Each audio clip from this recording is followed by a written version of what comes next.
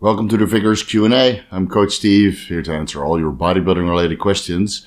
Today's question is from Chris Roy, 1985.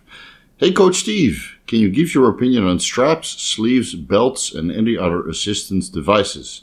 When should we use them, and should we use them at all? Okay, so with straps, yes, you should use them, but only when your grip gives out. So let's say you're doing a pull down, for the back. Because it's a bar, it's usually stationary, so it doesn't rotate. So you don't have a tendency to kind of slip, let it slip out of your hands.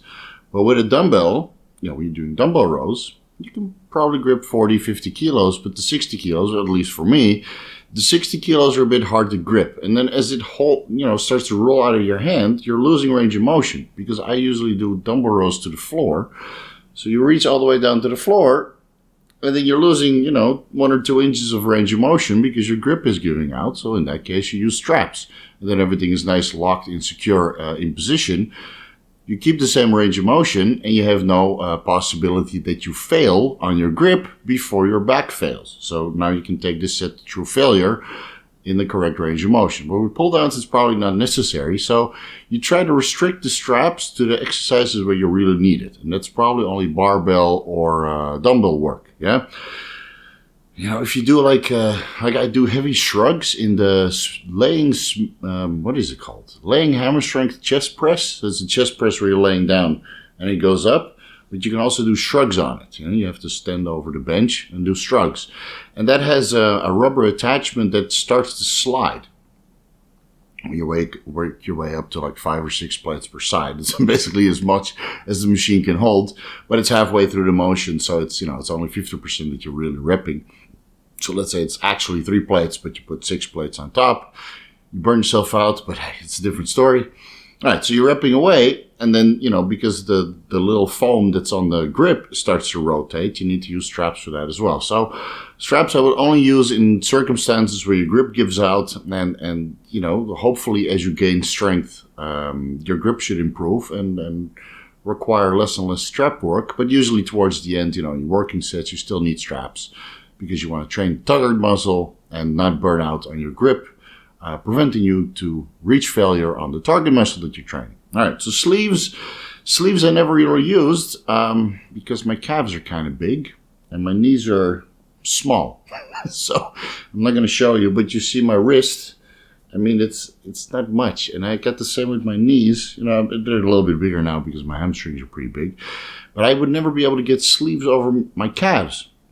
And some of the powerlifters or some of the beginner bodybuilders are able to do it. They get a sleeve that's correct for their knee size, but as their calves grow, they can't possibly, and even if you use, KY, the plastic bags or, Vaseline to get it on, probably kind of defeats the purpose, right? Because they'll slide off. But you'll have to get very creative getting those things on when you have big calves. And my calves are like 18, 19 inches pumped. It's almost impossible to get sleeves that are tight enough for your knees. So if you can still do that, by all means, it's a lot easier than using wraps. And those I just found very cumbersome because you need to wrap them in a certain way. They need to be equally tight, because otherwise you have a little bit less pressure on one side of the leg than the other side. And it all requires time. So I just stayed away from it. And even I train reasonably heavy, but not that heavy that I would warrant the use of sleeves or wraps. If you got knee problems, okay, I understand. But in that case, it's probably better to reduce the range of motion because, the deeper you go with a leg press or squat or hack squat or whatever, the more pressure you put on your tendon. And of course, you take a sleeve or wraps to take the pressure off. But you might as well, if you look at it logically, it's taking pressure off the bottom, right? So why don't you use a reverse band, like what I've been doing on the hack squat, for example? You use a reverse band on the way down, takes the pressure off the bottom. You don't have to, sit there wrapping your knees or trying to Vaseline your way into the knee sleeves. And that way you get the same stimulation and protection of the joints because you take pressure off the bottom. It's progressively increasing in weight to the top. And you can do that reverse banded or banded, where it actually gets tougher and tougher and tougher as you take the weight up. And the reverse band, it actually makes it easier, right, from the bottom, so it's easier to push past failure.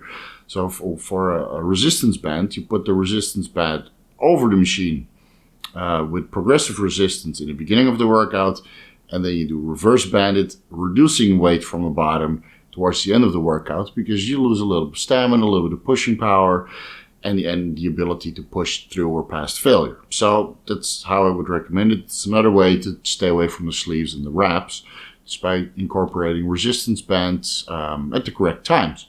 Now, there was another one, belts probably. All right, so I used to use belts a lot when I was coming up, and it would always make me nauseous. But if you're really, really strong, you do a lot of deadlift work or squats and that kind of stuff, yeah, a belt is definitely beneficial because the core is always the weakest link. I just noticed for me that I started pushing out my stomach a lot, and that translated over to, you know, kind of relaxing my stomach during the day. It's also something that I see with the waist trainers, is that people start to wear a waist trainer and they let their stomach relax because the waist trainer is supportive, right? And then the waist trainer comes off and their stomach is just hanging out.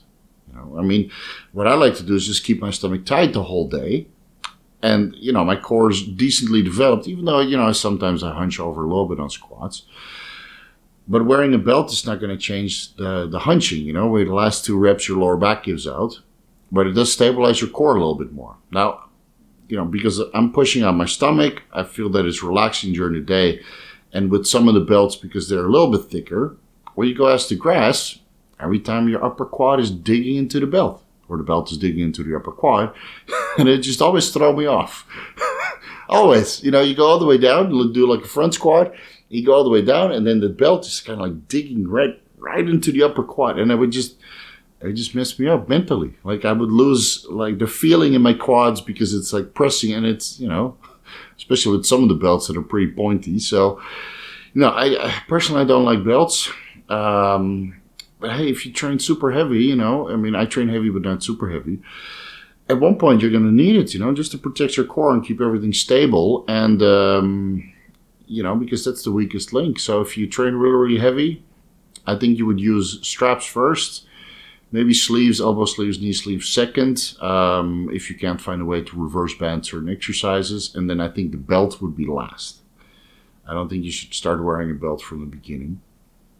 It's because you need to build a decent amount of core strength, and for that you need to train without a belt, just to build that muscle, you know, the adductors, the lower back, the abs, the core strength, and you know, your whole posterior chain. And you do that without a belt until the point you need it, and then you add it in. So, you know, most of the strongmen that I know that they keep their belt right there in the corner, and when they get to their you know, their 1 rep, 2 reps max, they whip out the belt, 1 or 2 sets, that's it, and then they put it back. And I do the same for straps. Knee sleeves, again, I use the reverse bands. And, I mean, what other kinds of assistance devices do we have? You know, like a portable MP3 player, just the ones that I use. It goes loops behind your head, it puts the music on, hands-free. That's all the assistance I need to have a good workout. Now, this isn't really assistance, but it might be beneficial for the guys that do suffer from knee problems. And that's like the capsaicin cream and the tiger balm. So you rub that in your knees, and you let that soak in, and it gives you a little bit of a pain sensation, which actually takes the pain away from your knees. It brings a lot of heat, a little bit of inflammation, and it protects the joints that way. So when you have bad knees, you can use the tiger balm and the capsaicin cream. You rub that in, and then you take cut off leggings, you know, old pair of leggings that's kind of messed up, or that you bought but never ended up wearing because reasons. Camel toes. So you take an old leggings and you cut it about, you know, this high, and then you just pull it all the way up. Those should be reasonably stretchable because it's the knee sleeves that have no give. But the leggings should have a decent amount of give. So you pull it all the way up to your knee. You rub this all, you know, in with capsaicin cream and tiger balm, the red one, not the minty one. Let it sit in there, and then 20 minutes later, you're going to work. Make sure you wash your hands before you go to the bathroom. I'm sure we all understand the reason why. So That will bring a lot of heat to the area. It will reduce the pain sensation of the bad knees or the bad elbows, and then that allows you to train through it. And I had to do that for a while because I had pretty inflamed knees and you know, for maybe a year. So I used it for a while until I incorporated Boswellia extract, and that kind of solved it for me. So now I don't do that anymore. But for those guys that you know, that suffer from bad knees and might have to use sleeves or wraps or other kinds of support, look into the capsaicin cream and, you know, Tiger Balm, and just make sure you lock it in place with a cut-off legging, because you don't want that stuff anywhere else besides your knees or elbows. Trust me, I learned the hard way. All right, I hope that answers your question. If anybody else has a question, you can ask me on the next Vigorous Q&A at the end of the month. If you have a pressing question, the PPQ service, you can send me an email and I'll get right back to you. Facebook group, join there. Unlimited questions, unlimited articles for you to learn from. Coaching and consultations is always available. Thank you guys so much for watching, and I'll see you in the next video.